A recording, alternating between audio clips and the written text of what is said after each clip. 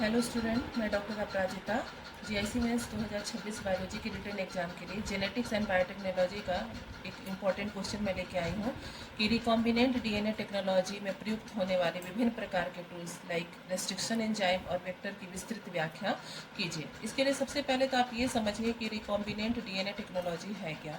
तो जैसा कि आपने सुना ही होगा कि ह्यूमन के बॉडी से जैसे इंसुलिन, जैसे पैनक्रियाज से इंसुलिन निकलता है, उसको हम बैक्टीरिया के बॉडी में कैसे बना सकते हैं, इसकी क्लोनिंग हम बैक्टीरिया के अंदर कैसे कर सकते हैं। तो रिकॉम्बिनेंट डीएनए टेक्नोलॉजी को आप ध्यान से समझिए कि दो सेपरेट ऑर्गेनिज्म लाइक ह्यूमन और बैक्टीरिया के डीएनए पार्ट को यूनाइट करके हम हाइब्रिड मिक्स डीएनए बनाते हैं और इसी को हम बोलते हैं रिकॉम्बिनेंट डीएनए टेक्नोलॉजी।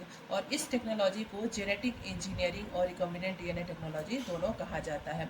इस टेक्नोलॉजी को जिसने खोजा था उनका नाम था पॉल बर्ग। 1972 में इसको खोजा गया था और पॉल बर्ग को इसी वजह से फादर ऑफ जेनेटिक इंजीनियरिंग भी कहा जाता है। तो नाम यहाँ पे पॉल बर्ग याद कर लीजिएगा। अब देखिए आ रहा है फिर कि टूल्स। तो टूल्स के बारे में हम वन बाई वन पढ़ते हैं। तो 3 टाइप के टूल्स हैं। पहला देखिए इंजाइम को पढ़ते हैं। तो इंजाइम में हम मॉलिक्यूलर सीजर यानी जो कट करने वाले इंजाइम है वो, और गम जो जोड़ने वाले इंजाइम है वो, दोनों के बारे में पढ़ेंगे। उसके बाद लाइसिंग एंजाइम समझिए जो कि सेल वॉल को ब्रेक करते हैं। लाइसिंग एंजाइम कौन होते हैं? जो सेल वॉल को ब्रेक करते हैं। एग्जाम्पल जैसे प्लांट है तो प्लांट में सेलुलोज ब्रेक करेगा, बैक्टीरिया में जो है लाइसोजाइम ब्रेक करेगा और काइटिने जो है वो फंजाई के सेल वॉल को ब्रेक करेगा। अब रेस्ट्रिक्शन एंडोन्यूक्लियस जिसको मैंने बताया भी था कि मॉलिक्यूलर सीजर कहते हैं, जैसे कट करने का काम करता है। और पैलिंड्रोमिक सीक्वेंस जो होता है उसको आइडेंटिफाई करता है। पैलिंड्रोमिक सीक्वेंस क्या होता है? जैसे 5 प्राइम GATTC 3 प्राइम, उसी तरह 3 प्राइम इधर से आप फिर से देखिए CTTAAG, इस तरह यहाँ से स्टार्ट किया तो C तक गया और फिर C से इधर से स्टार्ट आप फिर यहाँ तक G तक आ गए। इसी को आप बोलते हैं पैलिंड्रोमिक सीक्वेंस। ये क्या करता है? रेस्ट्रिक्शन एंडोन्यूक्लियस जिसको मॉलिक्यूलर सीजर कहते हैं, ये डीएनए को कट करता है स्पेसिफिक प्लेस पे। ठीक है।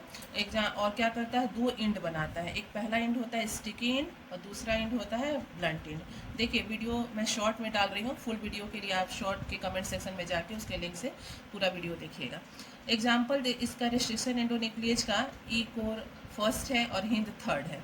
अब देखिए रेस्ट्रिक्शन एंडोन्यूक्लियस जो होते हैं वो 2 तरह के होते हैं। एक्सोन्यूक्लियस जो डीएनए मॉलिक्यूल के सिरों से न्यूक्लियोटाइड को हटाते हैं, और एंडोन्यूक्लियस जो डीएनए के भीतर स्पेसिफिक प्लेस पर फॉस्फोलिपिड बॉन्ड को तोड़ते हैं।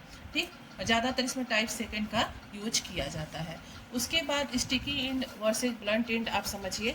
तो स्टिकी इंड वो इंड होता है जहाँ पे डीएनए के स्ट्रैंड में एक सिरा जो होता है वो बड़ा होता है और एक छोटा होता है। तो देखिए लाइक यहाँ पे TTA लगा है, और जब हम दूसरे सिरे को जोड़ते हैं तो एक बड़ा और एक छोटा होने की वजह से जो सिरा छोटा है वहाँ पे आके फिर ये चीज़ सीक्वेंस यहाँ पे न्यूक्लियोटाइड के जोड़े जा सकते हैं। जबकि ब्लंट इंड में दोनों स्ट्रैंड देखिए इक्वल साइज के आपको दिख रहा है, तो ये आपस में जुड़ते नहीं है। इसके लिए ब्लंट इंड को स्टिकी इंड में कन्वर्ट करके ही जोड़ा जा सकता है न्यूक्लियोटाइड्स को।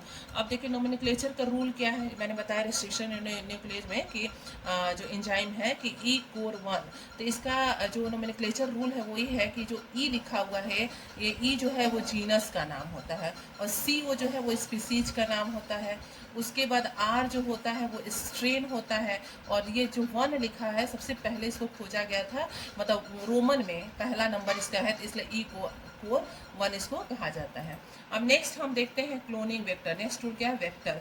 तो ये क्या करते हैं? जीन ऑफ इंटरेस्ट को inside the host cell carry करते हैं और मल्टीप्लाई करते हैं along with gene of interest, और इसकी सेवरल कॉपी बना लेते हैं, मतलब रेप्लिकेशन में हेल्प करते हैं। और प्रॉपर्टी क्या होता है वेक्टर का? तो इनके पास जो है सेलेक्टेबल मार्कर होना चाहिए, और ये जो होते हैं इनके पास ओराई साइट यानी रेप्लिकेशन साइट होनी चाहिए, क्लोनिंग साइट होना चाहिए और रेस्ट्रिक्शन एंडोन्यूक्लियस साइट होनी चाहिए। ठीक है। एग्जाम्पल क्या है इसका वेक्टर का? तो PBR322 ये फर्स्ट आर्टिफिशियल वेक्टर है, जो कि आप ये P फॉर प्लाज्मिड है और BR जो है साइंटिस्ट के नेम पे रखा गया है। दूसरा जो है आपका बैक्टीरियोफाज है, ये भी वेक्टर है। और उसके बाद YAC yeast artificial chromosome, BAC bacterial artificial chromosome, cosmid और फैसमेट, ये सब आपके क्या हैं? क्लोनिंग वेक्टर्स हैं।